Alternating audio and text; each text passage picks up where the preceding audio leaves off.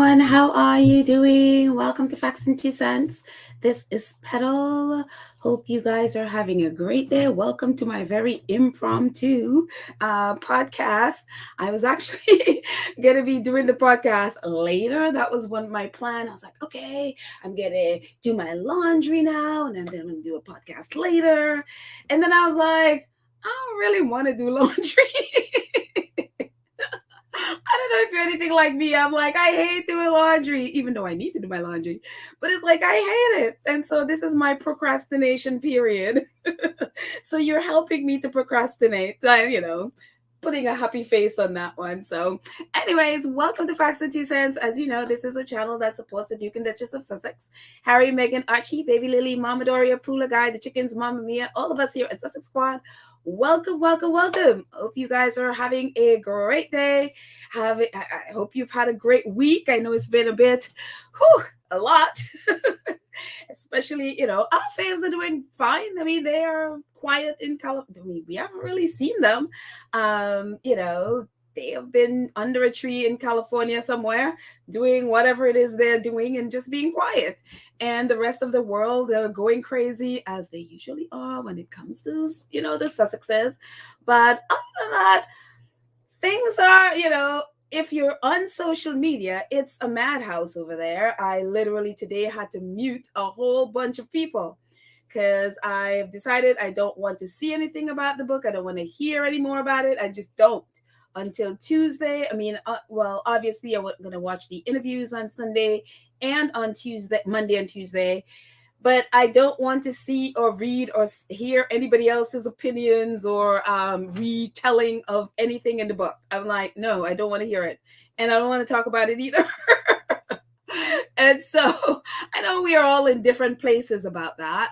So even though, today I thought, let's just chat today. I mean, I don't really have much. I want to see where you guys are. So I'm sure some of you would want to talk about it. And that's fine. That's absolutely fine. I just know for me on social media, I'm just, I muted a whole bunch of even our own wonderful squaddies. I'm like, I love you guys, but I'm going to unmute you on Tuesday.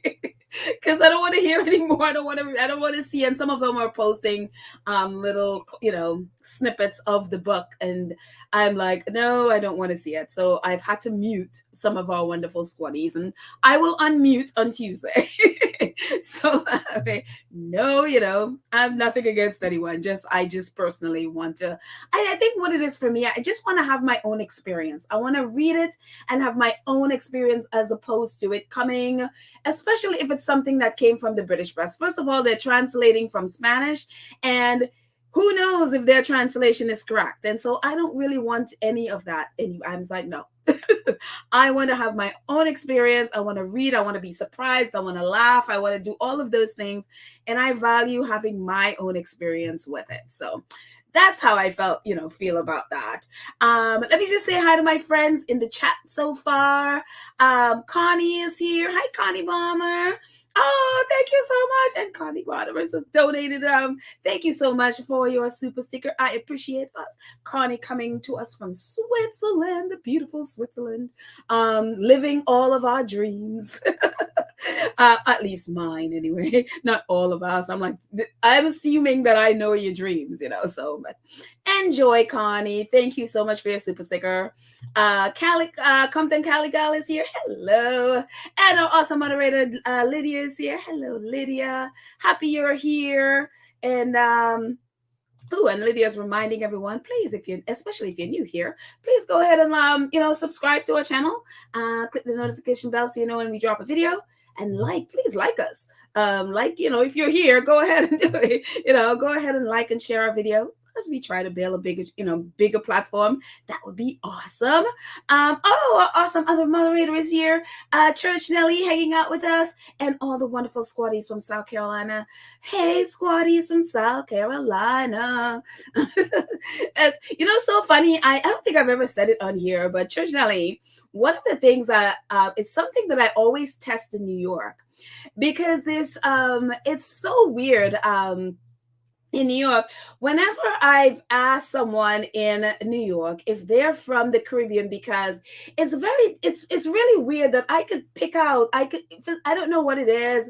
And I think a lot of it is and it's weird that I am able to spot it, but there is a different shading to our skin. Like I'm dark skin black, and there is a different shading of a person from the Caribbean to the ones from America. And I don't know how I could pick it out. I have no idea. But anytime I've asked someone and I've met someone I've not known before, and I said, oh, are you from the Caribbean? And they say no. And my next question is, are you from South Carolina? And usually the answer is 95.5% yes. And it's so weird that I've tested that so many times. And that has always been true. And it's just like, I don't know. And it's weird. And it's something with the shading and also with our accents. And there's something very similar with the accent and the shading of our dark skin that for some reason I've been able to pick it out. And whenever the person says, no, I'm not from the Caribbean, they're usually from South Carolina.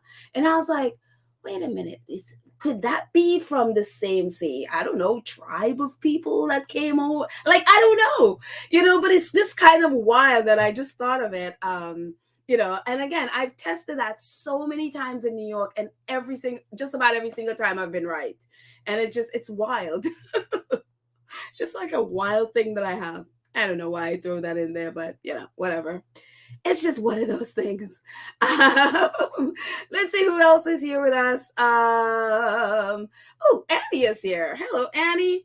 And Fancy, and Angela, and Brenda, and Kim Brown. Kim, oh, hi, Kim. How are you?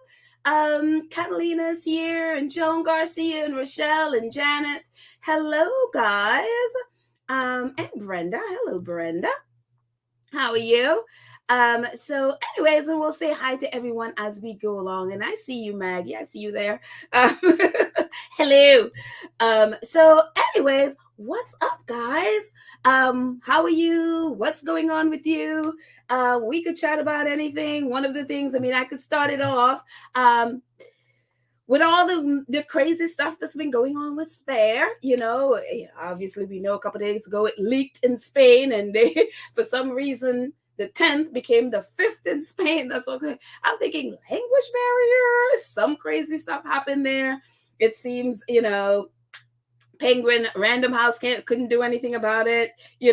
I was just like, why? But it is what it is. And so reporters have literally flew to Spain to pick up a copy, and they've all been poring over it, translating it. And who knows if the translation is correct, because, it's just like, to the point where even the Sun has a disclaimer that they're not sure their translation is correct. And that's one of the reasons I'm like, I don't want to see any of it. I don't want to see it anymore. I don't want to read it. I don't want to see it. That's why I muted people. I'm like, no, I'm going to wait. I'm going to be patient. I'm going to learn patience, and I'm going to wait until Tuesday so I can get my own opinion. I can see it with my own eyes and sit there and revel and listen to Harry's words, or whichever format I decide to use because I have both. So whichever format I decide to use on Tuesday, I will sit there and get my own experience. But as it, apparently since it is leaked, interest in the book has gone sky high. So part of me feel like, was that leak really a leak, or was that Penguin Random House is like, let's just get the word out, and let's just, it's wild, but I'll just go with the leak part. But apparently interest in Spare, and the searching for Spare, has been shot. It's shot through the roof. Now it's risen to 226% after excerpt leaked. So it's just like everyone now wants a copy of Spare. So maybe the leak was a good thing. Sucks for us who wants our own, experience and don't want anything coming through, especially if it's coming through the lens of anyone in the British press, But since the leak, 226% rise in interest. The book is number one on just about every list. It's just, everybody seems to want a copy. So, okay, the only thing for me with it being leaked is that, obviously, if you are someone who, say you're in the UK and you're used to, they have a way and they are absolutely excellent at brainwashing the weak-minded that who are their readers, and so they, as we know, twist everything, and so anything coming through their lens, if you don't have it in front of you and you don't know how to spot their lies and you're easily influenced, this could influence you. But the thing about it, on the flip side, it is number one in the UK, so that means people in the UK are purchasing it. Even though it's pre-order, and we're all waiting for it in English. The only leak that has happened so far is just in Spain, which so yeah. So, but can't beat interest. So I'm sure, Penguin Random House, they're not sad about any of this, because again, when your interest rise to 226%, you're sitting on some, you're sitting on some cash, and and it's number one in most bookstores and any of that stuff. So there you go. They're not unhappy about that, And so I guess you have the good side, and then you have the bad side, again. The good thing is that the British press, their influence in the world is not as big as, thank goodness, at least not yet, but within that space, it is very loud. So there you go. And this is kind of what their press looks like right now. It's just like, oh my God. And this is only a few. As we know, this is what their press is like. And so it's just like, okay, never mind their food shortages going on. Never mind there's a cost of living crisis. Never mind your government is a mess. Never mind the NHS is a mess. Never mind the rail workers strike and all of those things. Never mind any of those things. It's all about Spare and Harry doing like, hello. I mean, I don't know why any of this should shock anybody. It's just like, are you serious? But apparently they thought it was front page news that has to be there. So, but anyways, for especially American audiences, but our British squaddies as well. On Sunday, as we know, 60 Minutes is going to be happening. As we can see here, 60 Minutes is going to be on CBS at 7 p.m. Eastern Time, which would be 12 in the UK. On Monday, in the morning, 7 a.m., it's going to be on GMA with he is going, what's his name? All of a sudden I'm forgetting his name on GMA. I try to block out try to block out anything on ABC. Michael Strahan, there we go. Michael Strahan. I completely forgot Michael Strahan's name. But he's going to be having an interview in the morning, 7 a.m. So that's their breakfast show. It's kind of like a GMB, but not as I think a little more professional version of GMB, if you don't know what GMA is. Yeah, and without the bickering stuff where they have one person on one side, one on the other side, and they just kind of go at it. No, it's not like that. Even though they're very pro-monarchy, don't get me wrong. That's why I kind of blocked them out. But I will watch this because it's an interview with Michael Strahan. It looks like it's going to be good. And of course, on Tuesday, 60 Minutes. Oh, that's right. So 60 Minutes on Sunday, and then GMA on Monday at 7. And then Tuesday night, actually, is going to be on Stephen Colbert's show. And one of the things I learned today is about, and I haven't gone and researched, but someone mentioned that he apparently either knows a lot about grief or he talks a lot about grief. So again, and I have to go in and check out Stephen Colbert. I haven't really paid any attention to him at all. I just saw it today. And so it's very interesting the people that Harry chose to speak to and why. So yeah, it'll be very, again, it's going to be time for us to sit and really listen to Harry. And apparently, and all these people, I guess, have read the book, and so we should be getting some inside information about his thoughts about writing the book. And also, obviously, on Sunday, we are also going to get Tom Bradby. His interview with Tom Bradby is going to be 90 minutes. It'll be at 9 p.m., so which would be 4 p.m. Eastern time here in New York. And so 9 p.m. in the UK, and it's going to be, I think it's a 90-minute interview, so it's going to be a long one. And it's like I picked the worst day to have a shoot, but I'm going to be out on a shoot all day, so I'm going to be trying to figure out, I'm going to be like, sneaking some peeks, trying to see any clips of the interview until I get home on Sunday night. So enjoy if you get to see it before I do, enjoy. But he'll be talking to Tom Bradby there. So I'm going to jump in the chat, and I'm just going to hang with you guys here for a bit. Wendy Lohman says, Spare is great distraction for the UK press not focusing on real troubling issues in Britain. Seriously, like, it couldn't come at a better time for them, because they don't have to focus on any of those things, and they could sneak a whole lot of things past, because it was recently revealed that the King Charles is going to be he was doing the streamlining of his coronation, and now he's like going full throttle, using taxpayer money to go do that. So it'll be interesting. They definitely are hiding a lot of things behind Spare. So the media for the next 2 weeks probably is going to be all about Spare. And so, again, vitamins and buckles for all of us. Let's see.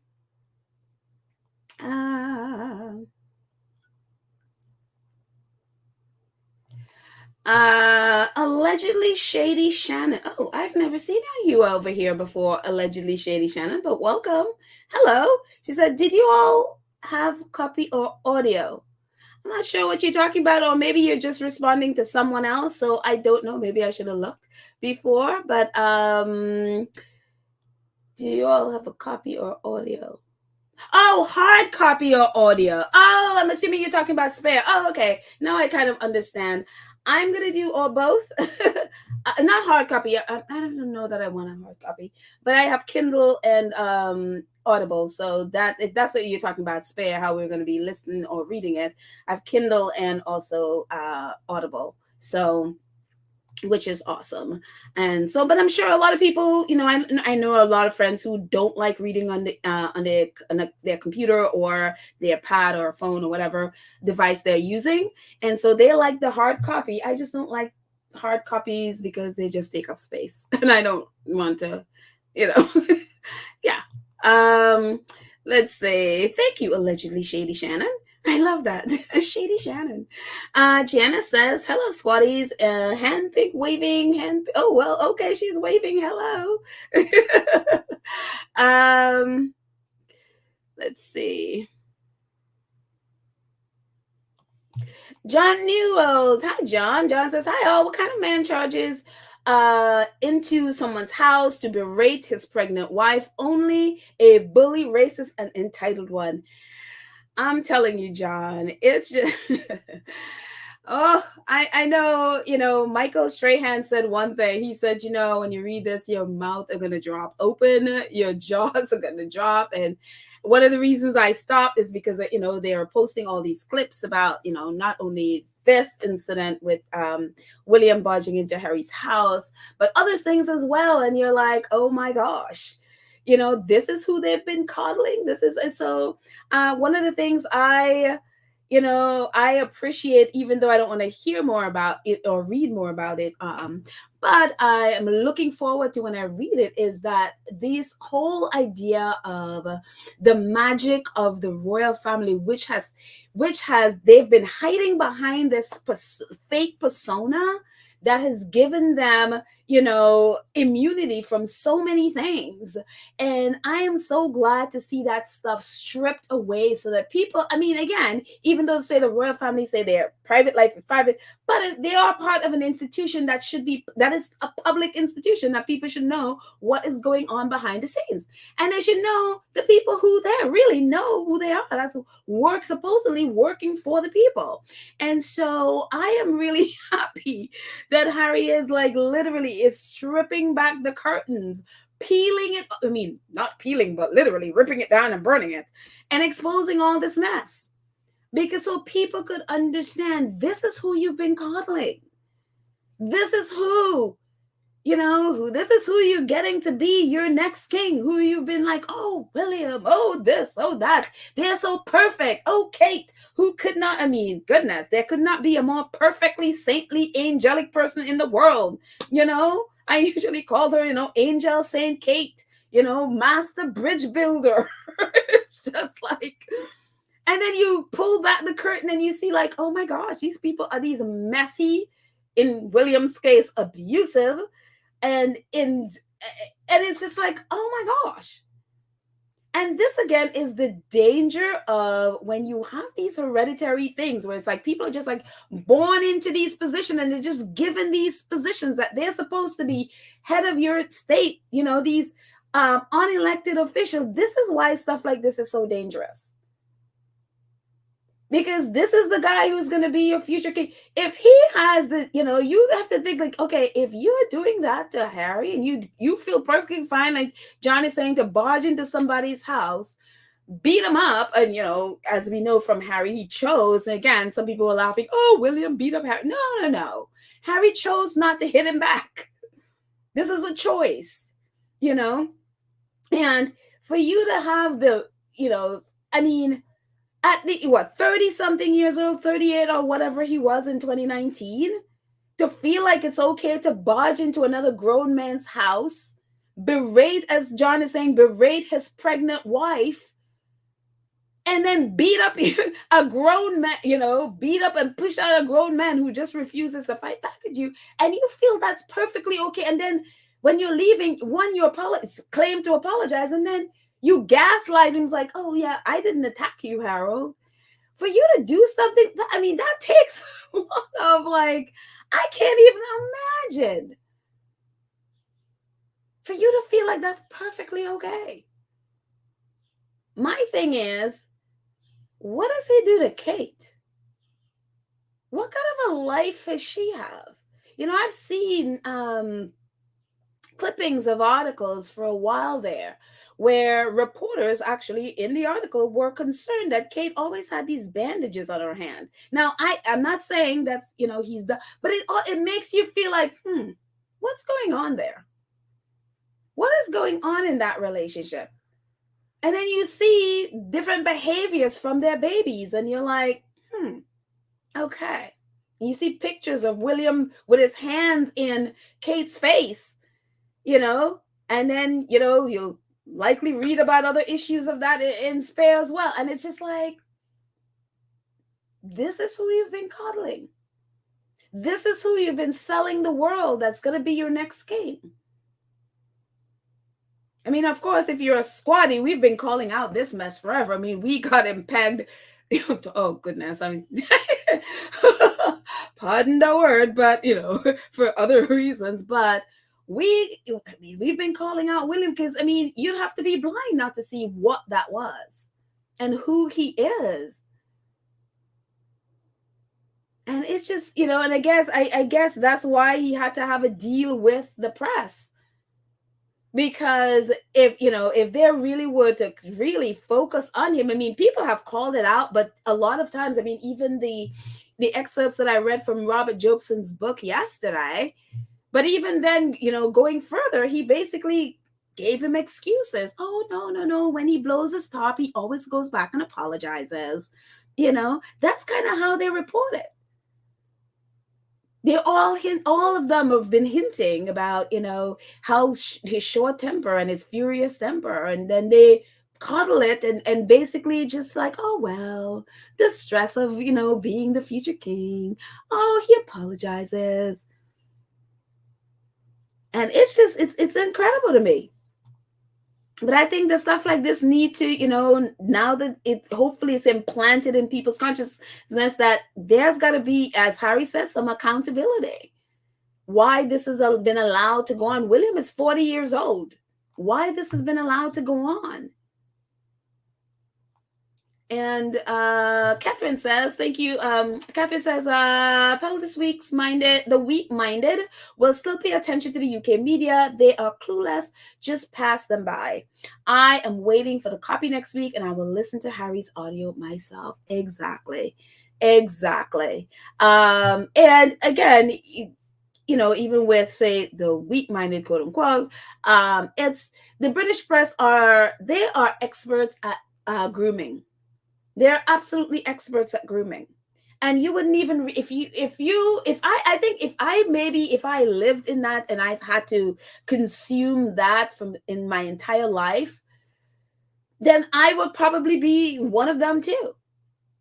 Our fortune and my fortune is that I don't live there, and I know what good reporting is. And so that's why we can easily spot the mess that is the UK press. And, the majority of us are not in the UK, so we can spot that stuff pretty quickly. But if you've been born into that system where you're gaslighted in every sense of the word, and you don't have any other outlets other than that right-wing press, and they all have the same narrative, every single one of them, even the BBC. You think the BBC, or they're supposedly, but no, they're right there.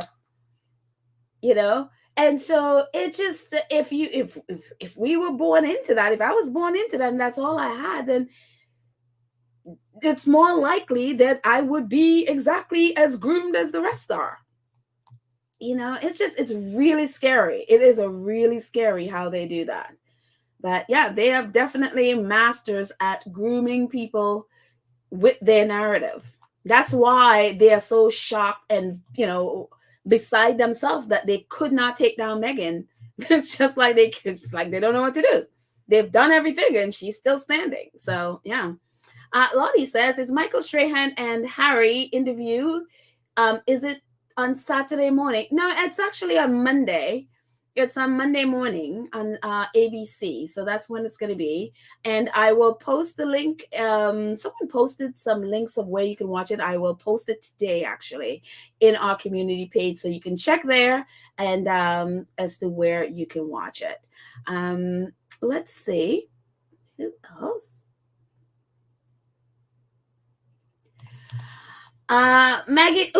Maggie says, she's talking to Marjorie. It's all about money. They could have waited. Yeah, well, yes, they could have. But, especially with the British press, as Meghan says, they could do the right thing, or they can make money out of it, especially with her case. It's the same thing. They, apparently today, I was listening to LBC. James, I always forget his last name, but he was, saying that the Daily Mail have 17 pages of coverage of Spare. 17 pages. So, count from the front, their cover, 17 pages of coverage on Spare. It's all about money. So I'm hoping that, even though they have 17 pages, that people are just saying no. If I spent my money on Spare, which I have, I don't want it. I don't want that to be, messed up, with the view of especially, say, the Daily Mail. Absolutely not. So yeah, I hope people would just say no. Let them write their 17 articles and then just say no. Don't watch it. Just, Anfu says, lots of people in the UK love Harry, but the press play it down to big up abuser Willy Wonka. They grew up in England and have many family there. So this is good info. Yeah. Harry and Meghan have lots and lots of support. The press like to think that they speak for the people, but they really don't. They really don't speak for the people of the UK. Yes, they have a lot of them brainwashed. Yes, especially the right wing of the UK, they would be more aligned with the tabloids and all of those, right-wing television stations, etc. Yes, but then there's a large part of the UK that doesn't subscribe to that, and they really love Harry and Meghan and support them. So yeah. Let's see. Joanne Baker says, while the country's in economic crisis, but that they focus on Harry, the British people need to take back their narrative. I'm telling you, They really need to do, again, how you speak their language, you speak money. If you stop buying their product, guess what will happen? They will go out of business if you stop buying. If people stop, I'm not you, Joanne, but I mean, if people stop buying what they're selling, it's like you can't profit if people aren't buying or consuming what you're offering. So it all, I mean, I always say the power is with the people. And even if people don't realize it, the power is in their hands to stop. It takes one to stop. I mean, it's all, and I know that feeling could be like, okay, well, even if it's just me and I stop, say, see if I was a reader of, say, the Daily Mail or the Sun, and I just stop, it's just me. But it only has to start with one. If you've watched the Live to Lead docu series, and you watch about, say, Greta Thunberg, she was only one. She started with one, sitting outside with her little plaque on the ground, skipping school on Fridays. And now look at, just one person has started a global community in fighting for climate change, fighting for our climate. And it's just like, just one person it started with, and that one person basically took down Andrew Tate. I can never forget that, and all his misogynistic nonsense. And so it just takes one. It takes one. And so if you're reading the Daily Mail or the Sun or whatever, start, form a movement. Get your friends and family to stop buying it and see how far that goes. Pretty soon you'll see, and we'll find so many people in your community would feel like you probably would be like, oh, you know what? Yeah, no. And then go to your community outlets. Like, can you stop taking stuff from the Daily Mail? There's a whole community, and I think in Liverpool, that do not buy the Sun because of what they did to that community. They're like, nope, the Sun is not sold there. So I think when people stand up, but again, it starts with one. Allegedly Shady Shannon says, I've been avoiding the headlines because they have been leaking the book so much. Yeah, that's exactly what I'm the same way. Yeah, exactly. Because again, I'm sure we all kind of feel this way. I mean, I'm assuming most of us feel this way, is that, we want to have our own experience. Karen M says, Harry will be a New York bestseller come the 10th. Yes. It's so funny. I have like this. Oh, I saw this clipping. Where is it? Hang on one second. Rolling Stones, Harry's memoir hits the bestseller chart, and it's not even out yet.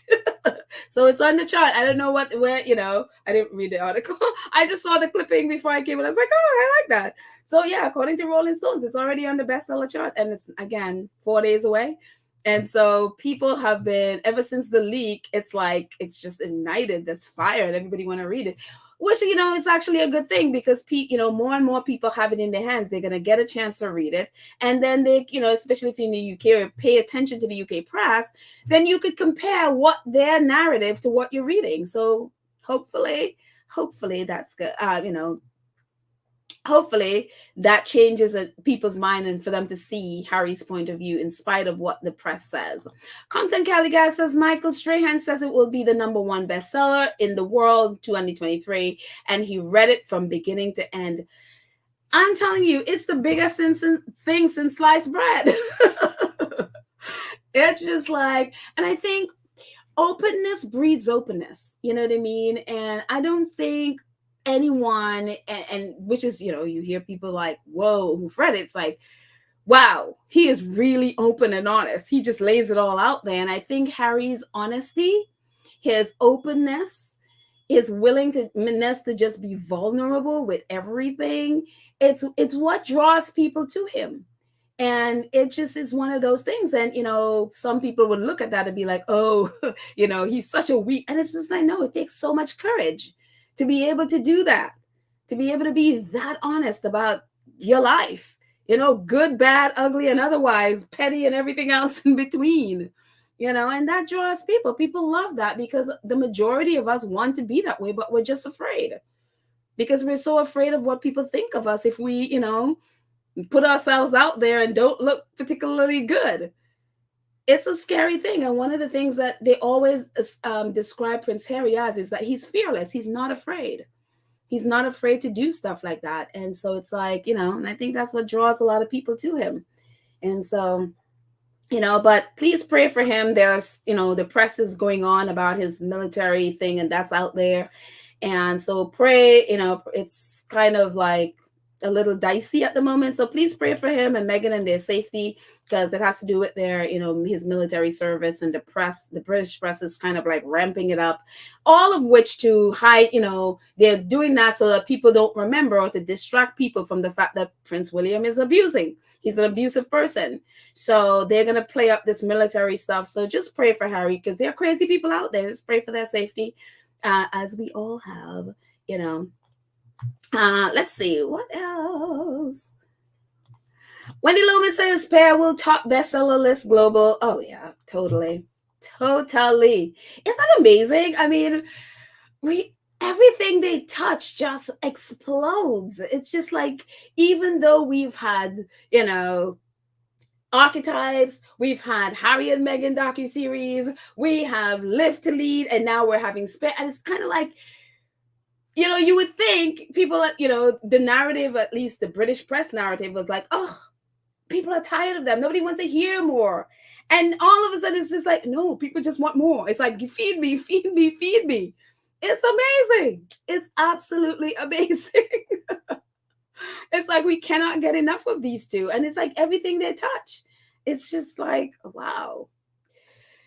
I'm telling you, all of this could have been the royal families. If only they had respected Meghan, if only they had welcomed her, if only they had treated her as a human being, like the basic, treated her as a human being worthy of respect, honor, love, and care. If that's all they needed to do, that is all they needed to do. And they couldn't do the basic. They failed at the basic. It is unbelievable. And they still want to call these people like a family. I'm like, this is not a family. Yes, we have dysfunctional families, but this is this is beyond unbelievable. Dale says, hey, Petal, Harry got pictures. Oh, what do you mean? Different pictures? In the book? I'm not sure what you mean, Dale. Explain. Let's see. Marjorie says, hi, Marjorie from Jamaica. Marjorie says, hi, everyone. Why did Spain go and spoil our joy? By releasing the book. Did they not understand the 10th of January? Obviously not.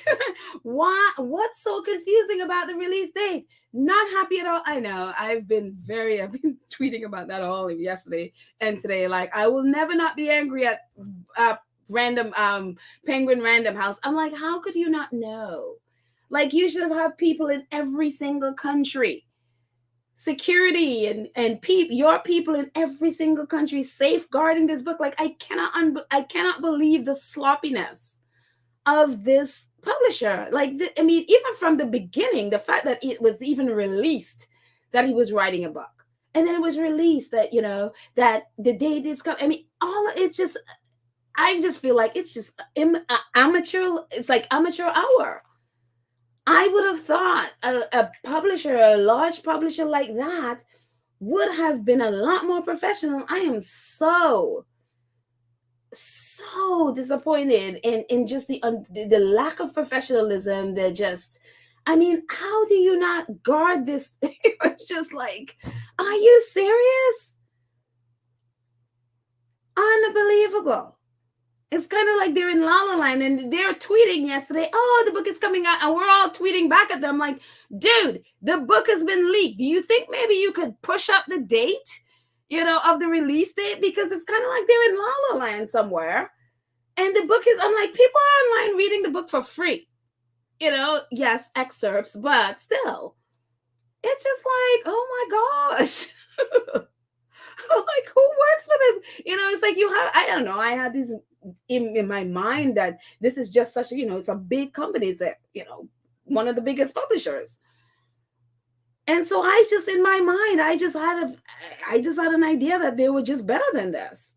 And I'm seeing like, oh no, this is, yeah, I don't even know how you I just whew. And someone explained, like, when they give it out, when they send books to the country with the different bookstores, they don't have any control over what the bookstore does.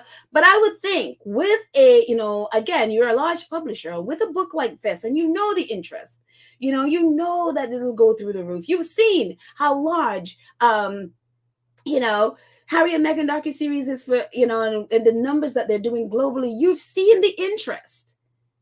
Surely that should, somebody, like, it's kind of like that. Do you all know how social media works? It boggles my mind. And on the flip side, maybe this was a, deliberate leak. I don't know. I want to think that maybe this was, to make them in some way look good, because if this wasn't, it's just complete amateur hour, and I am so disappointed. I am so ridiculously disappointed in Penguin Random House. It's amazing. Anyway, Gwendolyn said, oh, she's talking to Maggie Howell. I was thinking the same, the games they are playing, and I just jumped into something and don't know what they're talking about. Citron says Penguin House hit a gold mine with this leaking. And again, this is another, this is the other side of the coin, in the fact that, yes, the interest has shot through the roof, and so they're unhappy. But for the people who want we want a first-hand experience. We don't want an experience coming through the British press. We don't want it coming through. We want, you know what I mean? It's just, and for people who are online all day, you can't, it's just, that's the reason I had to even mute our own squaddies, because I'm like, I don't want to see it, So it's been a little frustrating. I don't know. Maybe it's just me. Let's see. Rootsy says, I can't wait to get my copy. I'll be reading it on the plane to Africa in 2 weeks. Ooh, enjoy your trip, Rootsy. For now, I will listen to the podcast. Oh, enjoy. Karen I says, hi, Karen I. Says, I believe the books went sent to Spain. They were sent to Spain, and they made it available to their citizens. Well, if the book is then available to their citizens, it's, there's something called social media, that they're going to put it on social media. And then, of course, other people are going to be tweeting about it. And that's how it spreads. And it's just like, do you guys know how social media works? You should. It takes not, less than an hour for something like this to rack up almost 1 million views, and so, especially now that Elon Musk has decided to put it there, so we see how many people have viewed our posts, Unbelievable. Citron says Penguin House knew what they were doing. The book is getting global attention. I'm going to hold on to what you're saying, Citron, because that makes me not be so irritated and frustrated. So I'm going to hold on to your view on things and completely do that, because Tiger Cub says Spare's #1 in France. Of course. Compton Caliga says, oh, the tabloids in the UK are okay. They're upset, and I'm loving it. Yes, they're very upset, because it's so funny. Raven says, I'm like you, but oh, thank you. Thank you, Raven. And now, yeah, I totally forgot I was gonna say something, and I completely forgot I was gonna say. But anyways, moving on. Let's see.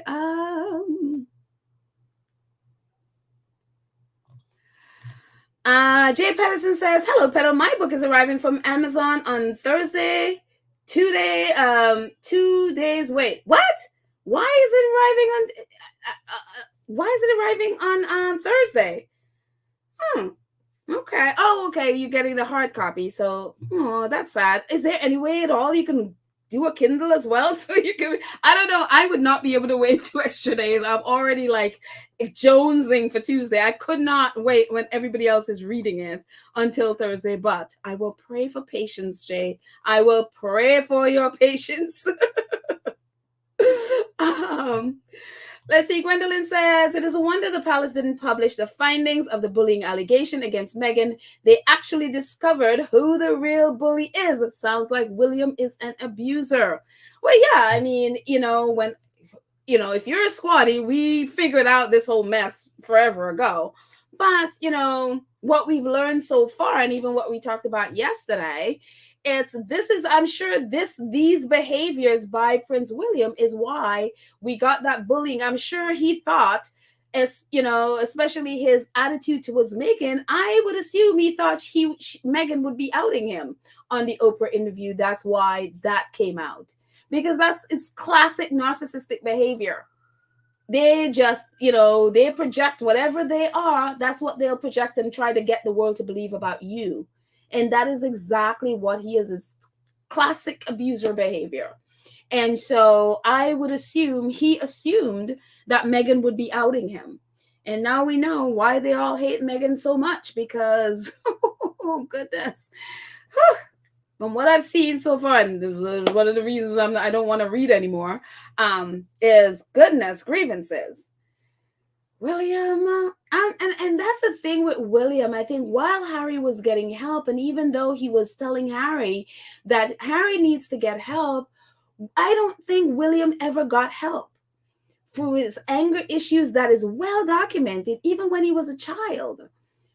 I don't think William ever went and got the help that he needed. I don't think he got the help to deal with his mom's death. I don't think William has got any help. And he has gotten away with this, stuffing his feelings, because people have that thing about him that, he's a guy that, he just, sort of carry on with things, and he's not, he doesn't really, but then he constantly blows his top and goes off on people.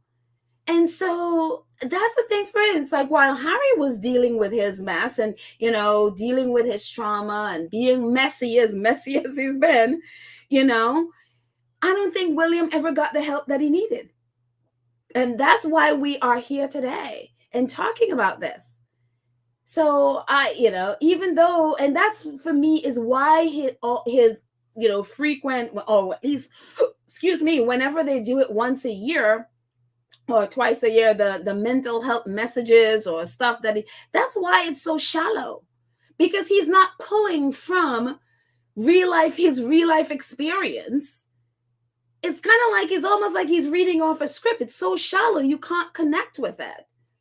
And Harry, because he has, allowed himself to be messy and allowed himself to go there. And again, if you're working through mental health challenges, it ain't pretty.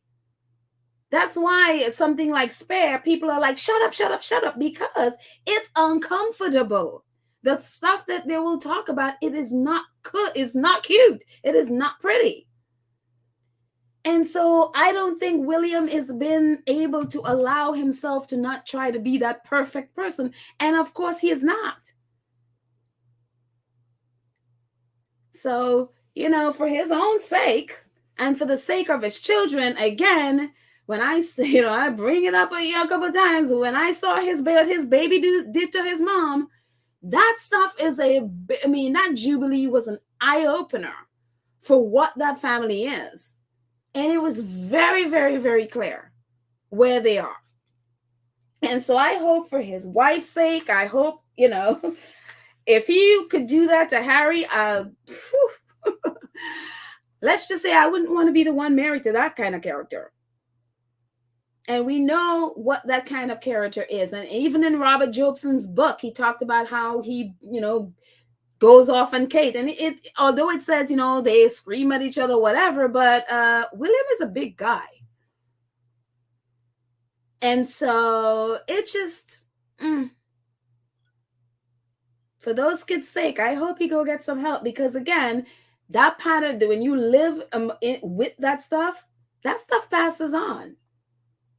So I am happy that Harry is he broke his cycle, and they're still working on, he's still work is something that's probably going to be a lifelong work, making sure that he does not pass on that behavior to his kids. So my concern is definitely for William's children, because, heaven knows what goes on in that family. Let's see.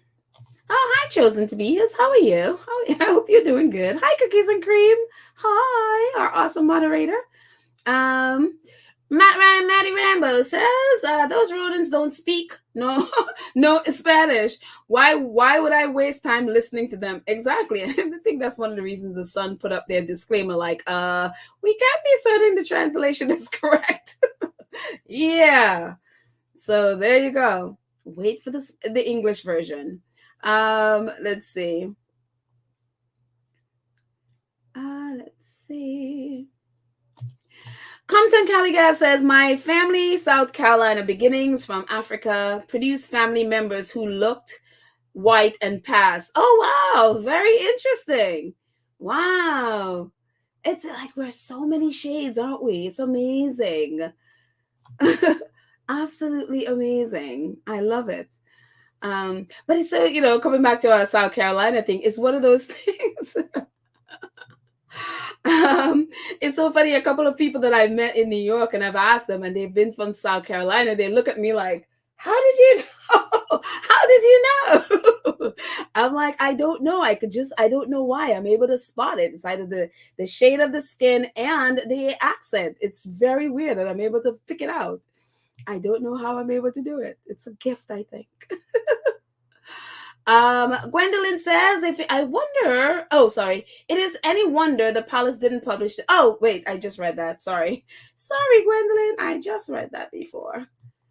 But yeah.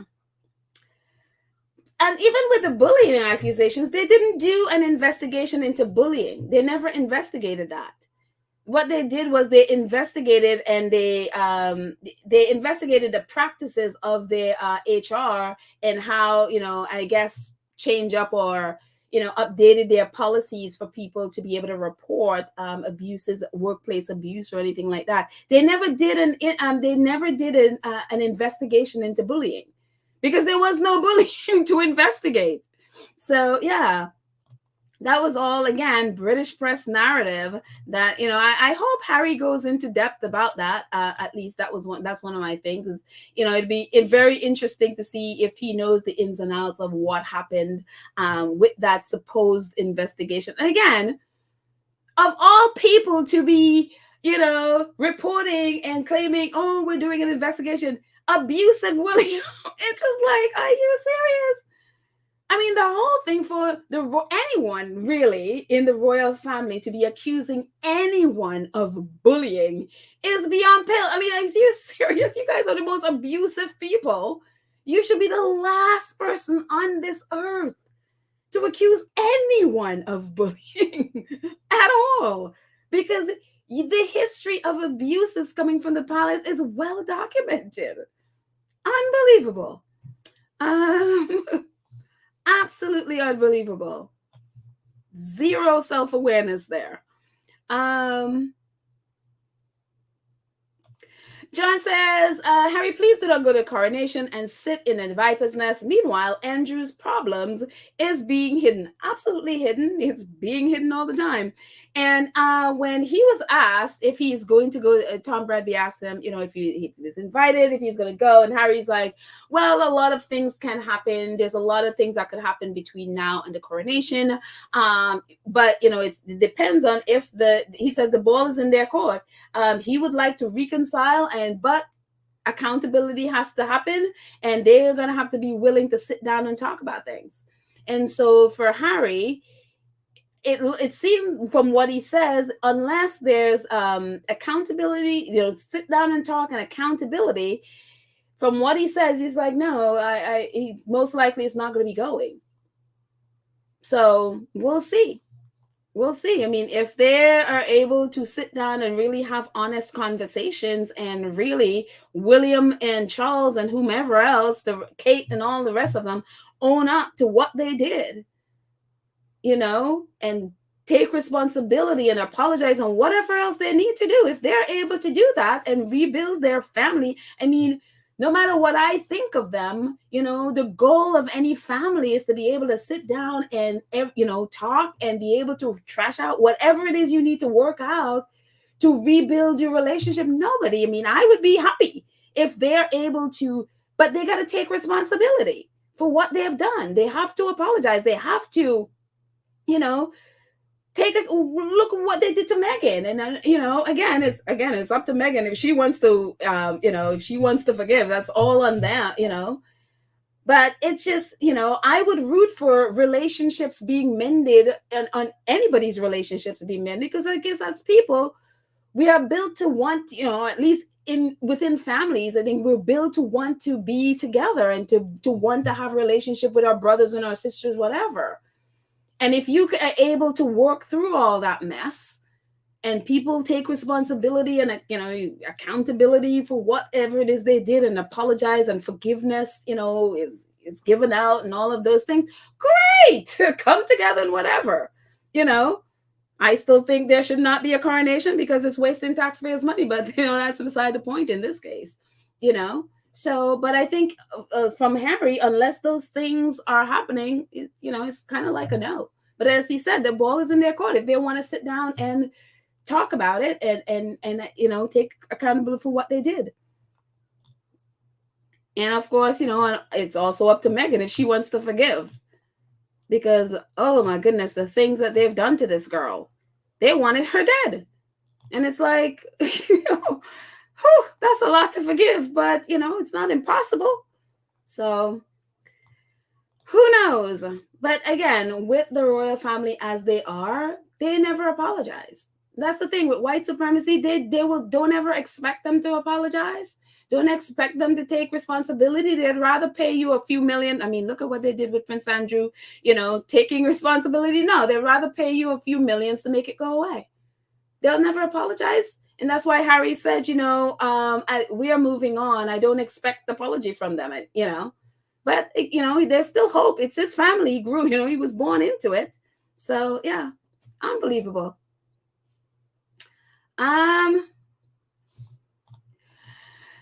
Robert says, stop throwing Penguin under the bus. An executive friend at Penguin said that someone at Grupo's Spanish affiliate broke their NDA. Oh, okay.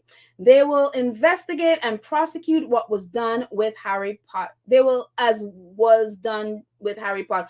Oh, so they did the same thing to Harry Potter? I'm not a Harry Potter fan.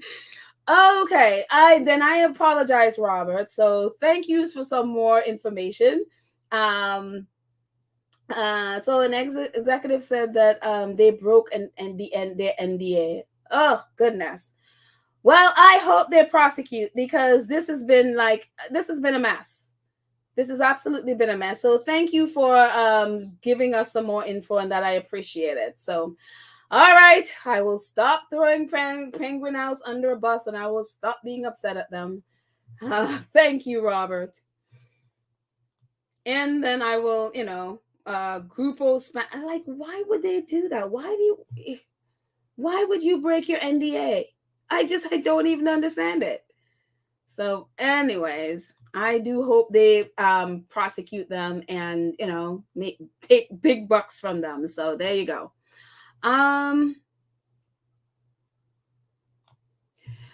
Bonnie Lee said they tried to kill Archie in SA. Can't make me think any differently. Whatever happened there, that was very, I mean, for me, it was very telling that they're trying to cover it up. That's very, very telling. So yeah.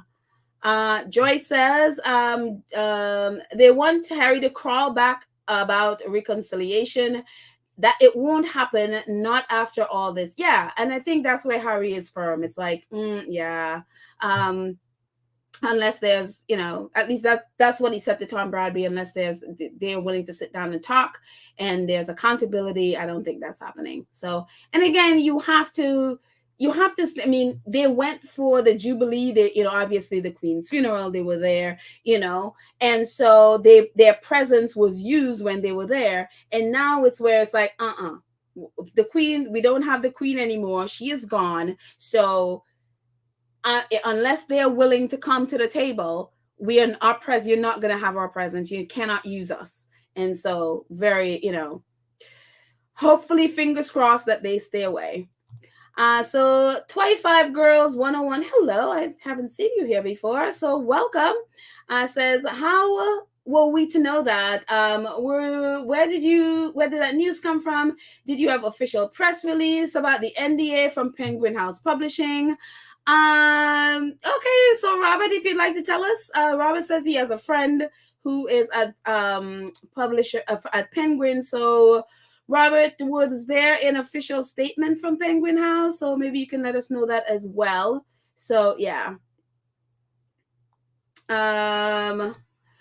It actually wasn't broken by Rupert Murdoch, the reporter who got the. Well, you know what? I don't know. I have no idea. So let me not speak. But what I do know is that the reporter who got it is a Guardian reporter from the U.S. that got it and leaked it to the Guardian, and then Rupert Murdoch's people learned that it was in Spain, and then they flew to Spain to get it. So that's kind of what I knew from a couple of days ago, what they were doing. So don't know anything else. So Robert, if you have more information, please share. Yes, but Penguin, let's see. Penguin Random House has not said anything officially that I had seen. So I was going on the fact that, how could they? So there you go. Let's see. Hildy says, big money, Petal. Yes, definitely big money. Joy says they broke the NDA for a lot of money. Yep. I mean, why else would you do, why else would you do something that stupid? Let's see. So I'm assuming, after this, who knows, would Penguin Random House trust them on anything else? So I didn't know. So Harry Potter, they had a leak as well. I had no idea. I wasn't paying attention to Harry Potter. So I didn't realize that the same thing happened with their book. So let's see. Let's see what else. Do I have anything else? Let's see. I want to talk about. Let me see. Hang on for 1 second. Let me check through and see what else I got.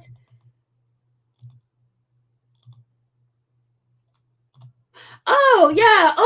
Omed, actually, I forgot about this. Omed wrote an article today, and he says, so he tweeted about it. It says, the story is so much more than an angry prince, because this is kind of the way the British press is, they are putting out as the angry prince, angry Prince Harry. The story is much more about the angry prince attacks the monarchy off with his head. Just like Charles's book in 1994, Harry is revealing the impossible challenges and cruelties faced by the family trapped in a gilded cage. And I'm going to put the link there so you can read it yourself. It includes, just so you know, it includes some of what is in the book, so that was leaked. So if you don't want to know anything, don't read the article. And so I'm not going to talk about that. So what I am going to talk about is this. It's just the hypocrisy of how they're reporting. It's kind of like these people assume that their readers or people in the world don't know that Prince Charles wrote a book for Jonathan Dimbleby, that Princess Diana wrote her book. And it's ridiculous the way they are reporting this. It's kind of like, it's like a whole new teaching. We've never heard this done before. That this was done before. Never mind Prince Harry's father did it. Never mind his mother did it. And so this is a little bit of Scobie's article. It says, just like Harry's ghostwriter, J.R. Moringer, the then Prince of Wales spent countless hours sitting down for interviews with Dimbleby, as well as providing access to his friends and aides and opening up his private archives of 10,000 private letters, journals, and diaries, all of which he gave to Dimbleby to write his big book, which I'm looking at right now. The result was a tome that offered deep, intimate look at Charles like never before. The story of an heir's emotionally repressed childhood, his detached and absent mother, and too preoccupied with her career to show warmth, a capricious, judgmental father who has just wanted his son to grow up to be a thicker-skinned, aggressive leader. May I say he was abusive, as we've learned. Writing about both books, the New York Times critics said at the time that each biography painted pictures of hapless victims for all their wealth and glamour, of emotionally deprived childhoods of voracious press, unfortunate circumstances, and duplicitous friends, and he goes on to talk about, what Harry, how, similar it is with what Harry has written. So all in all, Prince Charles can't say a word, literally. He cannot say a word condemning Harry because he did the same thing, as we talked about numerous times on this podcast, and look on the left, you see, this is some of what the press at the time when, Jonathan Dimblby's book came out about Prince Charles. This is some of the, this is what some of the headlines or the front pages of some of the press look like, including the Daily Mail, the Express, the Sun, Mirror, the same ones, the Telegraph, the Times. They're all the same ones who are like behaving today like Harry, writing his own book and telling his own story, including the horrible life within the Windsor family in the royal family. It's like they're writing like it's, oh my gosh, it's a new teaching. We've never heard this before. A royal family member exposing what's going on behind. I'm like, hello. So hence a lot of people have been posting, their the stories from back in the day when Prince Charles wrote his book and when Princess Diana wrote her book. And so it's really ridiculous. Like, oh my gosh, I can't believe it. Harry is attacking his father. It's the same thing they said about Prince Charles when he wrote his book. And to this day, they asked Prince Charles back then, if he regrets writing the book. He's like, no, he didn't regret it then, and he doesn't regret it now. And so it's this ridiculous, absolutely ridiculous notion that, oh my gosh, how could he write about his family? How could he? And it's just like, you went through the same thing with Princess Diana. You literally, some of your headlines is probably the same that it was back then, And so and again, Prince Charles can't really say anything to Harry. Basically, Harry is literally just following in his footsteps. And so in so many ways, and whatever you see Prince Harry has done, trust that Prince Charles has done it before. So Prince Charles can't really say anything. He can't really say anything. And so people are, waiting to hear what the palace says and what. Don't expect to hear Prince Charles. Because then how is he going to explain calling his mother basically a cold fish and his father abusive? What is he going to say to Harry? I mean, that's about as bad as you can get. That is about as bad as you can get. So it's like, there's nothing he can say. I would, would I be shocked if I hear from William? No, because William is we are very much not a racist family. I wouldn't be surprised if William, decides, oh, I want to sit down for an interview. Would I be shocked? No, I wouldn't, because he's being exposed. So, don't be shocked if you hear William finally wants to talk and come out behind that, never complain, never explain nonsense. So it's just funny how they just try to rewrite history. And it's just like, but y'all did this before. This has been done before. You said the same thing before. There's nothing new here. But if you hear how, they report it, it's just like, you just really think, you hear, like I said, and one of the reasons I shut down wanting to hear anything more about it is just watching clips from like BBC and you're like, Nicholas Witchell and the rest of it. And you're like, are you people serious? It's just like the fake shock in their faces. It's like, oh my goodness, you people were alive. I mean, especially Nicholas Witchell when Prince Charles was calling him that abhorrent man that he can't stand. This man is, how many years later still licking the boots of the royal family and pretending like he's never. This is a whole new teaching. I've never seen someone call out their family in the royal family before. I've never seen them expose anything before. Unbelievable. Absolutely, absolutely unbelievable. Cookies and Cream said, oh, I'm sorry. That really sucks when your Wi-Fi keeps going out. I'm sorry. I am happy you're back. Very, very happy. Let's see. Mabel says, beaten pow, that's scary. The kids look miserable. I am very concerned about those kids. Very, very much so. Cal Alston says, I am seeing the headlines, but not reading until I get the book. Of course, the press is going out of the incendiary stuff, is bringing out the incendiary stuff. I want to read it in the order Harry presents it, to each their own, of course. Yeah, I feel the same. That's why I had to mute even some of our squaddies, because I just wanted, I don't want to see any more of it. I just want to get my own and see it myself. And plus, they just ruin. I mean, if somebody else is telling you, then you just ruin the experience. I want my experience. Let's see. H9 says, I have an ex-worker that loves the Sussexes. I don't think she's a squatty, but I'm trying to convert her. Yeah, feature squatty. You go, H9. Maureen says King Charles is a really bad father. Yes, that's very true. And I always it's always this amazing thing for me. Like, how did Harry and Meghan, two wonderful people, end up with such horrible fathers? I would never understand that. It's amazing, thank God they had wonderful mothers, but, well, at least have and had. But it's just like they just end up with two of the worst fathers. It's unbelievable. Let's see. Going up.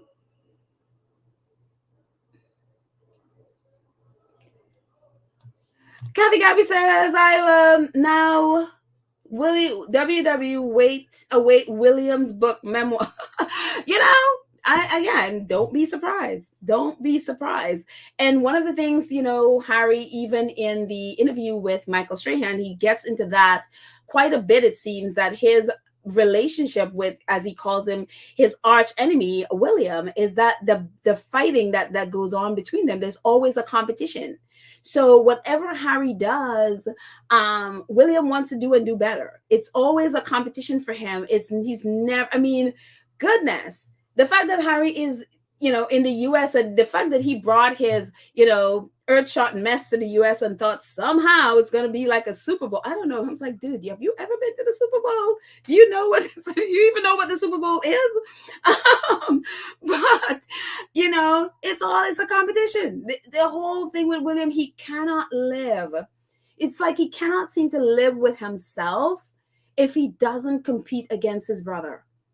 And never mind that he has everything. He has so much that his brother doesn't have. And it's like, it gnaws at him if his brother has anything good. It's like he has to have it. And I honestly believe that's one of the things with Meghan. And, I've always believed that it is a lot more than just a brother, wanting to protect his little brother and wanting his brother to wait a little longer before he married. No, I always believed with William, it's Harry has the woman he wants and can't have. And it's for me, it's like, if I can't have her, then Harry can't either. I'm going to destroy her. So either she would leave or he would leave. So Harry would come back. It's like, I cannot have this woman, so I will do everything to destroy her. For me, that is a lot. He is just seems like zeroed in on Meghan. And it's unbelievable. So yeah, don't be surprised. That would be the least surprising thing, because he would want to put out a book there so that his book, gets bigger than Harry's, of course. And I'm sure it would do well because, it's his side of the story. We got Harry's. But would it be as big as Harry's? I don't think so.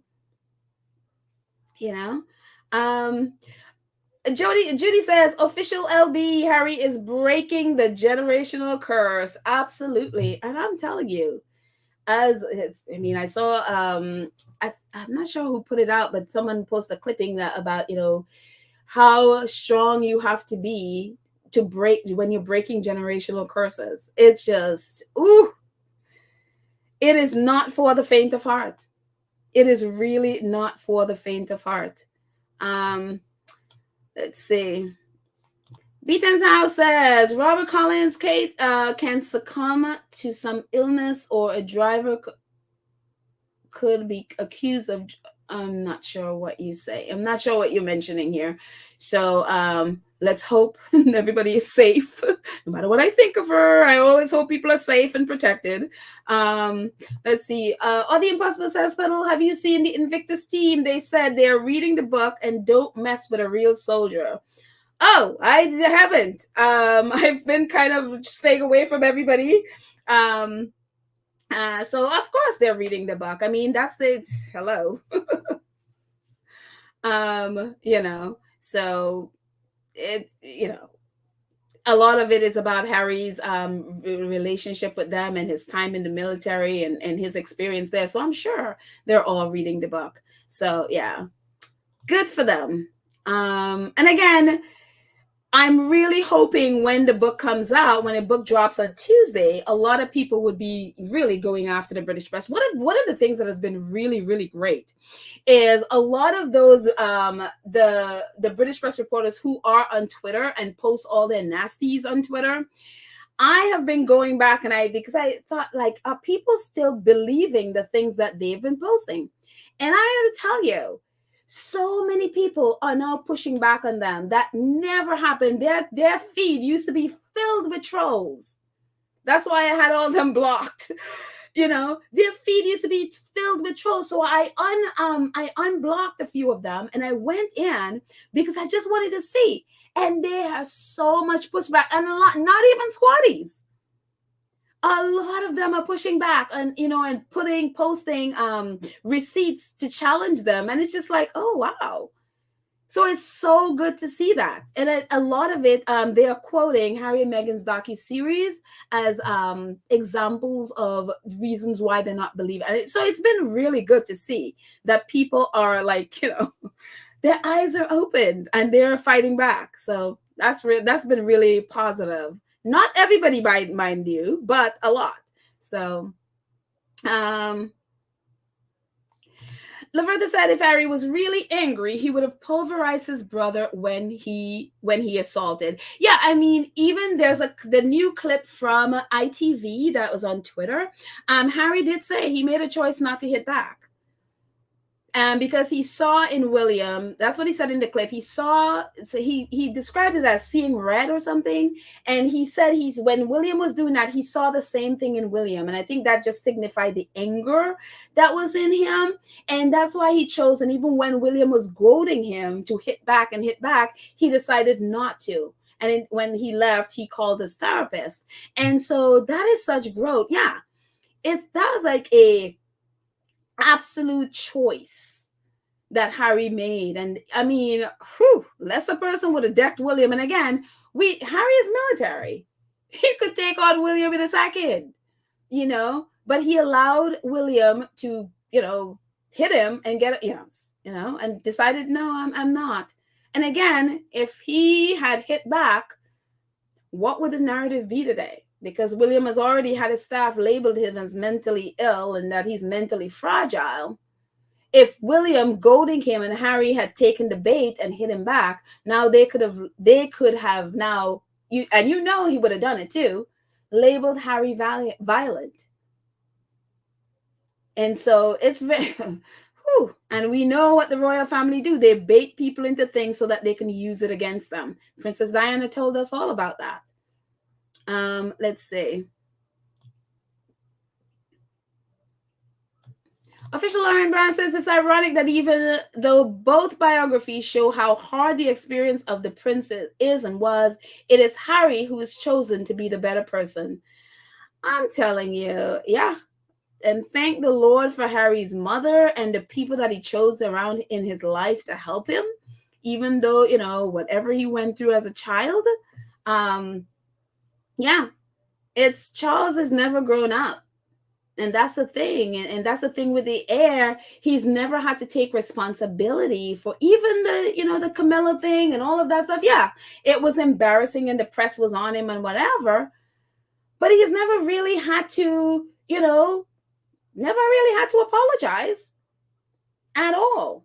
They were just making excuses for him. He's never had to apologize for anything. So it's just, yeah. And it's William is the same way. People just, they'll fall on the sword for them. And Harry didn't have that same thing. Harry was basically raked through the coals and had to apologize and got himself better. And that's why he's a better person today.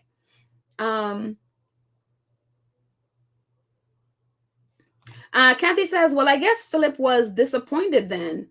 Oh yeah, I mean, it was a big thing back then. Of course, they said that if the oh, I'm assuming you're talking about Prince Philip. Yeah, of course, the Queen and Prince Philip were hurt, and Anne actually was like, no, no, no, no, no, my parents are not cold, and all of that stuff. And Charles didn't take it back. He was not sorry then, and he's not sorry now. And actually, Omid write about it. That yeah, he wasn't sorry about. So I'm gonna put the link in the show notes. So you can read it if you'd like. Let's see some more before we end.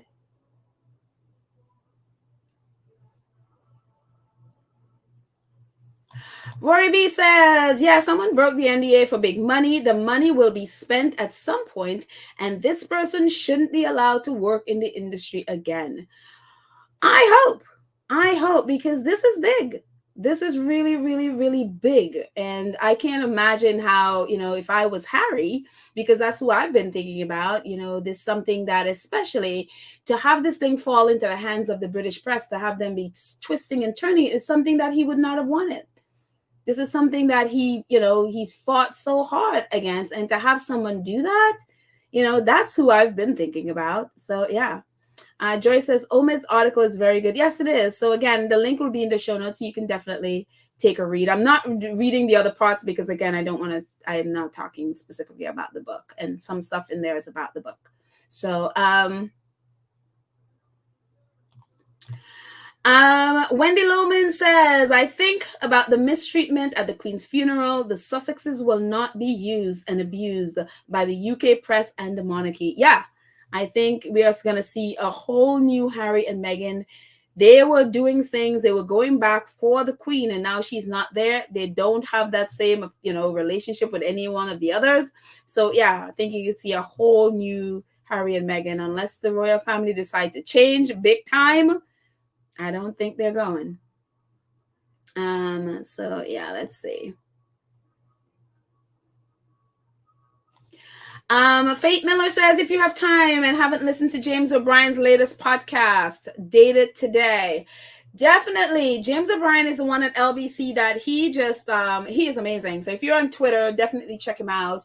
The way he is, because he has a radio show on LBC, and people call in, and he is, the way he is able to handle his callers and just dissect and then break down and expose their biases and all of those things, and just really, they'll call in for one thing and he just exposes their whole he's amazing. He is really, really amazing. So if you're on Twitter, definitely, and I will check out, I tried to listen to his podcast, but for some reason I wasn't able to download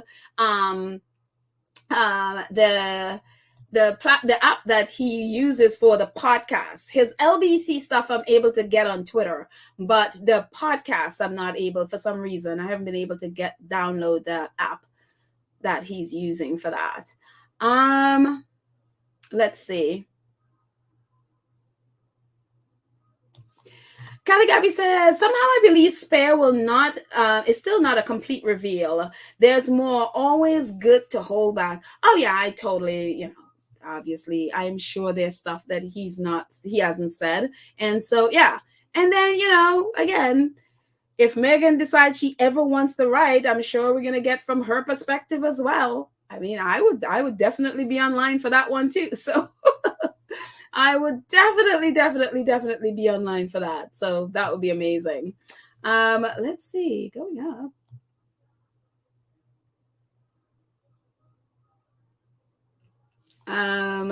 Joy says, during the funeral, they treated Harry and Meghan so badly. If they go back to that coronation, there would be a condition worked out by the Sussexes concerning their involvement or non-involvement. Yeah, and again, as Harry said, between now and then, there's a lot, they have time. They can, there's a lot they can do if they want to come to the table. So there are those conditions there that he said. Obviously, we'll hear more about it in his interview with Tom Bradby on Sunday. So we will see.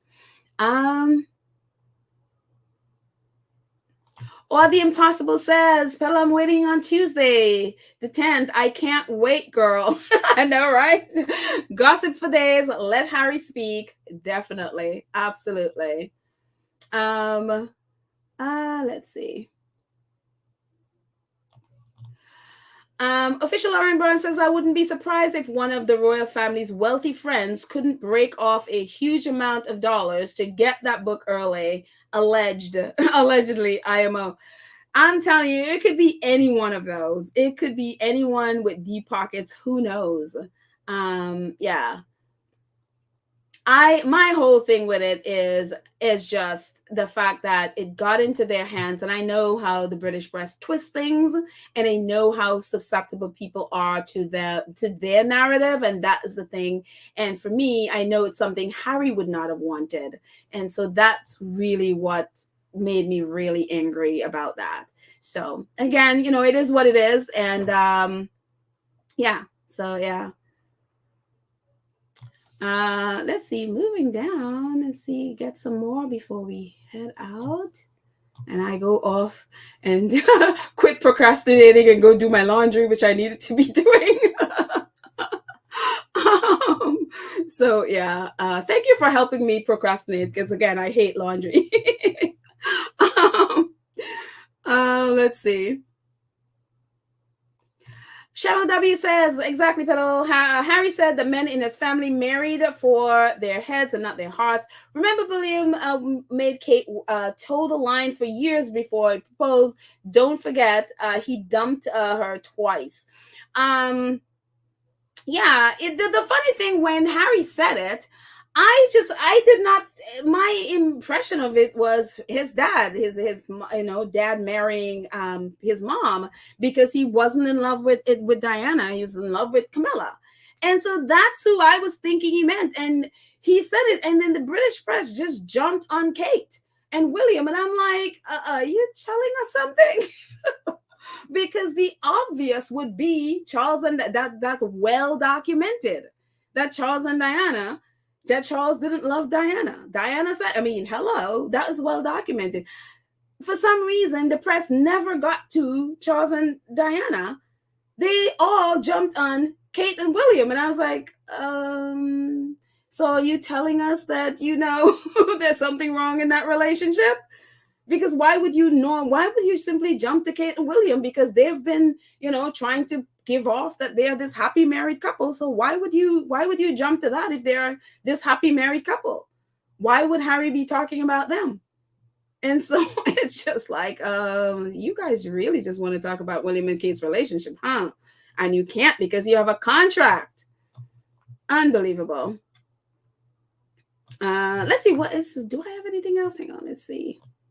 Sunshine 7959 says, it's time to abolish the monarchy. Amen. The British public should reconsider what and who they are putting their money towards. Are they proud of what their esteemed royal family has turned into? So sad. And, excuse me, sorry. The British public, I think they know what the royal family is, but I think they're so used to them there that's why they are hiding. They know what the royal family is. They know it's a fantasy. They know, and I think they're just so used to the fairy tale that they just don't want to let go of the fairy tale. And so it just they know what Prince Andrew is, but we don't see any protests against, not funding Prince Andrew's security and all that stuff. And yes, apparently Prince Charles is going to be picking up the cost, I guess, whatever, but they know, and they don't care, it seems. So yeah, I think they're comfortable with it. They don't want to know what it would like to have their country change, where they can actually vote and, vote in a president, and we have a prime minister and a president. They don't want to know that. I think they're so comfortable in that space. And so even though the royal family is draining their life away and they get pretty much nothing in return, they seem to be comfortable with it. And that's okay for them, apparently. So unbelievable, but sad but true. Moving on, I saw this today. It's Nelson Mandela Foundation have been doing the last couple of days, and I think because of what happened with that Camilla Tominey lies and this other reporter lies about, Nelson Mandela's granddaughter is really unhappy with Harry and Meghan using, his words and all of those nonsense. So the last couple of days, I've seen that Nelson Mandela have been putting themselves out there, really advertising Live to Lead, and I think the good word of mouth has really encouraged them to really be pitching it. So I saw this today. He is going to be on another, and he actually may have already happened because I think South Africa is ahead of us in time, so it may have already happened today. And so he was gonna be actually chatting about the Live to Lead obviously documentary. So it's really good to see them out there promoting it, and of course they've been doing it on their social media the last couple of days, a little definitely more active with it. And so maybe that little, Camilla Tominey and her friends trying to destroy such an incredible docuseries really sort of lit the fire for them to be like, no, we need to get this out, we need people to see this. And again, everybody who has seen it has been really just blown away by it. And so yeah, so for me, it's really good to see them promoting that. So let me take a couple more before we go. And yes, let's see. Mm, mm, mm, mm.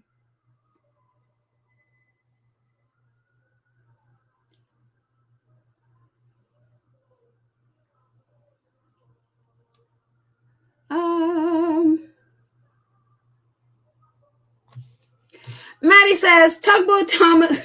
Oh gosh. Yeah, I love the squad. We come up with some names. It's like, oh my gosh. Okay, Tugboat Thomas.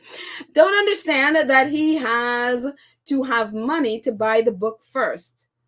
Okay, I'm not really sure what you mean, but okay. Tugboat Thomas, you need money. So let's see. Church Nelly says, Pedal, I hate dusting or have my house would look like Afro Annie's house. Oh my goodness.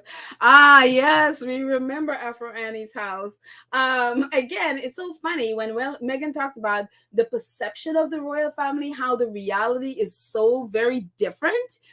That I think when that picture of her house came out, everyone was in shock because you have the perception of the royal family. So you have chandeliers and, that room with the gold piano that at Buckingham Palace that they always use.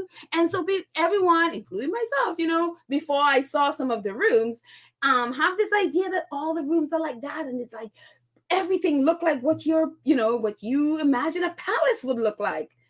And then you see, Princess Anne's house, and you're like, okay, that's not what I was expecting. And then you see Harry's house, and you're like, oh my gosh, he doesn't even have a closet. And of course, that day is when I learned that houses or apartments are not built with closets, which was news to me. I didn't realize that in the UK, that's how it is. And so it has just been shocking. And again, these are the people that when Meghan started dating Harry, it's like straight out of Compton. I was like, I'm sure a lot of Compton's probably prettier than that. It's just like, because we have this perception of what royalty is supposed to be. Meghan is supposed to be stepping up. And I just, I could never get over Nottingham Cottage. I'm like, that is not what I was expecting. That is not what I was expecting at all. But yes, Afro, if you haven't seen Princess, there's a picture online and it's just like, it's very eye-opening. But Church Nelly, you hate dusting like I hate doing my laundry. So yes, I relate. Let's see. Fatima says, hi, Bill. I saw yesterday on CBS this guide, on this guide interview that he's in England or in England, he says, or she say, no one liked them in England. That is, that woman say lions. That woman say lions. I'm not really sure I understand what you mean. Nobody, are we talking about that nobody likes Harry and Meghan? I'm not really sure. Explain a little bit, Fatima. I'm sorry. I'm not sure what you mean, and I'd like to understand what you mean a little bit more. So, but I see the snakes. I definitely see those. Let's see. Faith says that the monarchy isn't going anywhere. They need to be held more accountable. If they're working, their employers, taxpayers need to see more of the ROI, or return on investment. Yeah, that's the thing. There needs to be transparency, and I don't understand why it is not demanded that the monarchy, it's a public institution. The people are paying for it, the taxpayers. Therefore, it should be public. What they do should be public. And the monarchy is so private that actually a historian was on Twitter complaining the other day that there are things about past, like princes and stuff, like they were talking about one of them who passed away, that the royal family refused to release in documents so historian could make a proper record of this man's life and how he died and all of that stuff. Apparently he died in battle, or flying to battle, whatever it is he was doing. And they can't, the monarchy refuses to release information, and they do that sort of thing so that they can change history. They can rewrite history. And so he was complaining. And so I remember him. He was also complaining when, a lot of reporters and of course the monarchy was saying that the crown was false. It doesn't represent what it is, what the truth is and all of that stuff. And he came onto it and he's like, well, of course it is false. Can you blame them?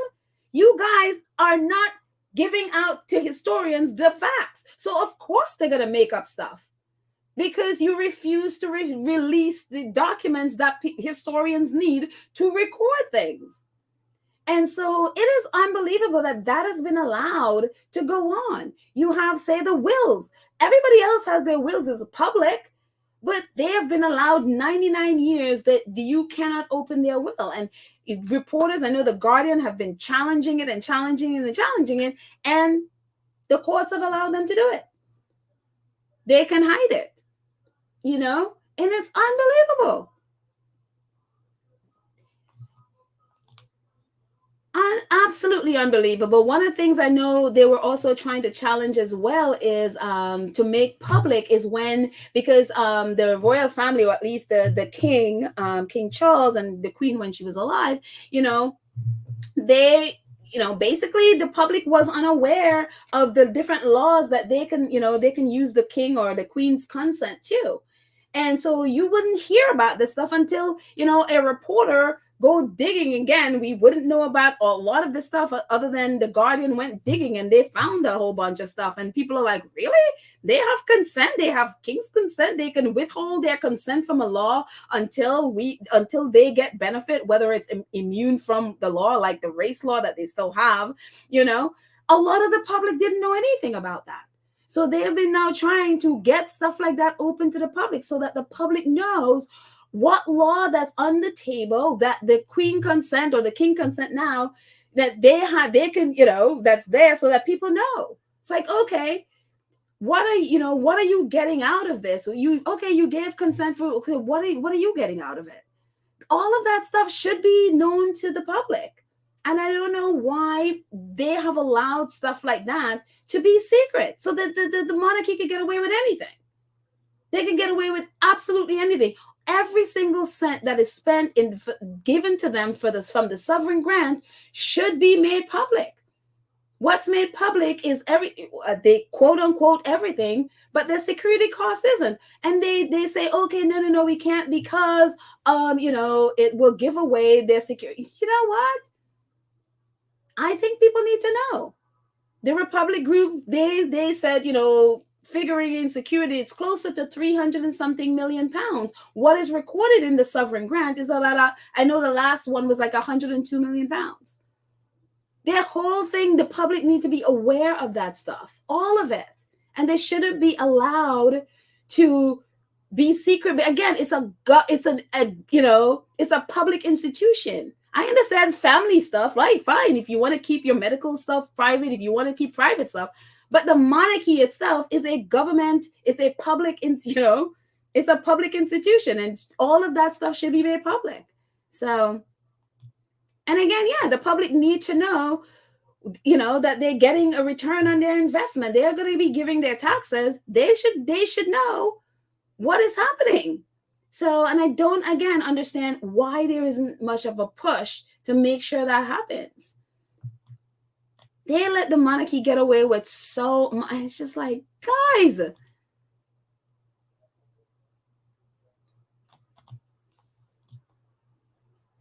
Let's see. A couple more before we end. Oh, Mrs. S, hello. I didn't see you there. Mrs. S says, just heard the host of 106.7 say that she pre-ordered Spare today because of the leak excerpt. Okay, there you go. She said it's going to be trash. Her last name is Del Rio. Okay. Everybody's got an opinion, I guess. Everybody's going to have an opinion.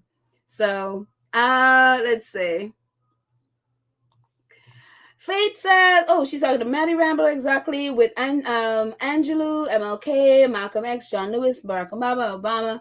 I'm glad the granddaughter shut that down. And yesterday I put a link in our show notes where you can listen to the audio of her shutting down Camilla Tominey and their crazy lying. Let's see. Desmaps. Hello, Desmaps. How are you? Brits should accept the bed or the bead for changing the definition of what it means to be British. The monarchy is a relic of the past and shouldn't define one Britishness in the 21st century. Amen to that. It is a relic. And yep. Kathy Gabby says, I can't get over Harry sitting in the yard at Knott College with Guy. Meghan loves that man. I'm telling you. I would never get over that picture of Harry sitting in this pitiful chair and Guy laying on this concrete outside of Knott College. It's just like, this is the prince. And again, Meghan said, perception, they're judging them on perception when the reality of their lives, as she said, they were living on palace grounds, not in a palace. And she was not kidding. She was not kidding. Veronica J20 says, LOL, her house looked a mess. Oh, yes. Princess Anne's. Yes, it did. Oh, thank you so much, Shelly L. I appreciate so much. Shelly L says the public has been bamboozled by the Hallmark Channel. Okay, I don't know what's on the Hallmark channels. I don't have a TV, so I don't know what's there. So if you'd like to explain. Valerie says Nottingham College is a tiny house. Yeah, and as Meghan said, it's like Harry, there are parts of that house. There was a picture, I think, in their bedroom with Harry's clothes hanging on a rack, where it says he would hit his head because he's too tall to be there. It's just unbelievable. I'm like, I think all of Sussex squad was in shock when we saw the picture. I think some of us were traumatized for Meghan. We were literally traumatized. It was like, oh my gosh, she left her beautiful home in Canada to move there.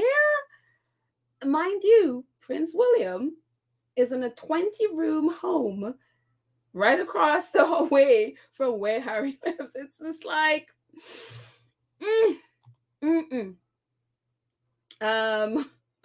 Lauren Brown says a rusty cottage for their more charming prince. It was despicable considering that family's net worth. And that's how they do. The heir gets everything and everybody else has to basically beg. The heir gets everything. Like William just inherited the Duchy Farms. And that's, millions and millions of dollars coming in. And, the Duchy has all of these homes and farms and all of the Duchy original food, foods and stuff that it makes, whether it's cookies and butter and all of that stuff from the organic farms that Turnshaw's created. William just inherited all of that along with his 5 homes and 4 properties. And also they have, it seems that they may be moving into the 1,000-room Windsor Castle soon. I mean, when the Queen died, that's why they had that smile on their face, because when the Queen died, he inherited all of that. And then King Charles inherited everything the Queen had. And nobody had to pay inheritance tax, not 1 cent. while the regular British people will have to pay if they inherited stuff. I mean, again, why aren't people complaining? Nobody has. LCW says, no wonder Prince Harry said he had to up his game to be with Meghan in so many ways. I mean, Meghan has improved his life in so many ways, including having a home, having a mansion in California. You know what I mean? Unbelievable. Mrs. S says, instead of being called Nottingham College, it should be called Definition of a Ham Cottage. It's like a playhouse. It's like a little playhouse. Unbelievable. Veronica Jade says, why didn't Harry ever complain about Nottingham College? Harry's a guy, Harry's one of those guys. It's just like, whatever, there's some guys like that. They're very easy. They're like, I have a bed, I have a couch, I have a kitchen, I can make some food, and, that's it. And who knows, maybe he did. And again, if you're not the heir, you basically get the scraps. And you basically have to beg for everything. And so, yeah, I'm not surprised he ended up there.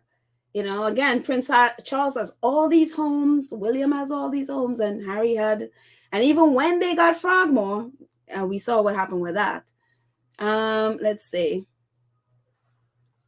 Rochelle says the royal family is controlled by he who controls the money, and Harry said that's how his father controlled them. Yeah, that's where the power in that family is. They control the money, you control the people.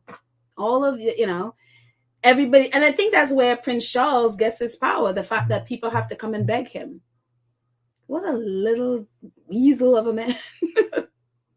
Just such a weasel.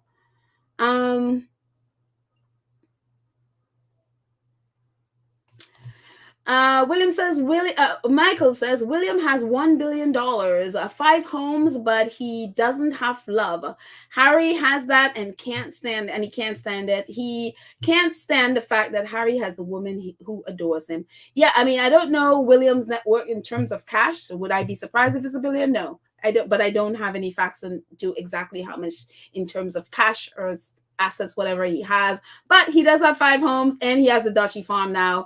And, they also using Windsor Castle, whether he moves into it or not, don't know.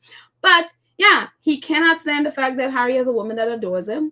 And I think William is jealous of Meghan. I think jealous in the fact that he wants Meghan and can't have.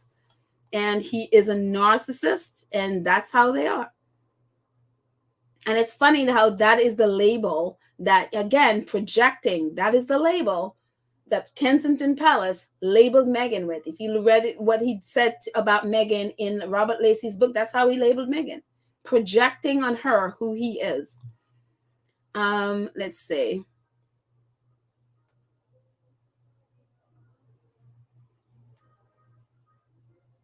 Cookies and Cream says the Unroyals foolishly kept underestimating Harry. He has more than shown that he is willing to tear it all down. When it comes to his wife and children, they need to leave. They need to leave this man and his family alone. Here. Exactly.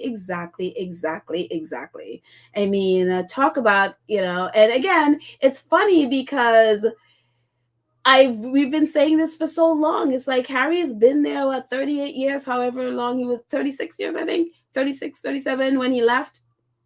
But it seemed like these people don't know him at all. They haven't taken the time to get to know him. To them, he was just a spare, and he was just the party boy that they can just make up stories and feed to the press. And they don't know who he is. And they definitely don't know what he's about, and they definitely haven't paid attention to his, in spite of all the things that he's accomplished, they've definitely never paid attention to his character and what he has, and the kind of person he is. And it's amazing. It's absolutely amazing. So, B10 Pal, thank you so much for your super sticker. I appreciate it. Thank you.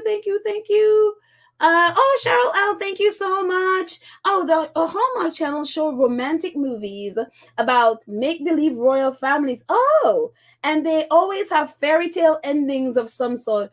Oh, thank you. I had no idea. I'd never watched. I mean, again, I don't have television, so I never. Yeah, wow. So I guess a lot of people in the UK may be watching that channel way too much because they definitely are into the fairy tale.